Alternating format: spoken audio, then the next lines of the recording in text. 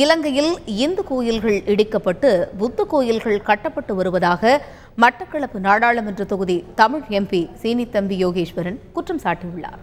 ராமேஸ்வரத்தில் இன்று தொடங்கவுள்ள அகில இந்திய இந்து தலைவர்கள் மாநாட்டில் பங்கேற்க வந்துள்ள அவரிடம் எமது செய்தியாளர் பாலா நடத்திய நேர்காணலை இப்பொழுது பார்க்கலாம். இன்று இந்தியா இலங்கையில் கொல்லப்பட்ட தமிழர்கள் என்ற மாத்திரத்தில் தான் உற்று நோக்கி கொண்டிருக்கிறது. ஆனால் அங்கு பெரும்பாலாக கொல்லப்பட்டவர்கள் இந்துக்கள் என்பதை இந்தியா உணர்ந்து கொள்ள வேண்டும். அதனை இந்த இந்து தலைவர்கள் ஊடாக நாம் வெளிக்கொணர இருக்கின்றேன். ஏனென்றால் கடந்த யுத்தத்திலே பல ஆயிரக்கணக்கில் கிட்டத்தட்ட லட்சக்கணக்கிலே எங்களது இந்து தமிழ் மக்கள் கொல்லப்பட்டிருக்கிறார்கள். அதற்கு ஒரு நீதி வேண்டும், அதற்கான நியாயம் கிடைக்க வேண்டும் எங்களுக்கு. அதற்காக நாங்கள் பல இடங்களிலும் குரல் கொடுத்து வருகின்றோம்.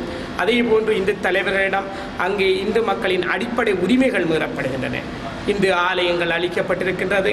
அதே போன்று இந்து மதத்தின் பூர்வீக சின்னங்கள் அளிக்கப்பட்டிருக்கின்றது.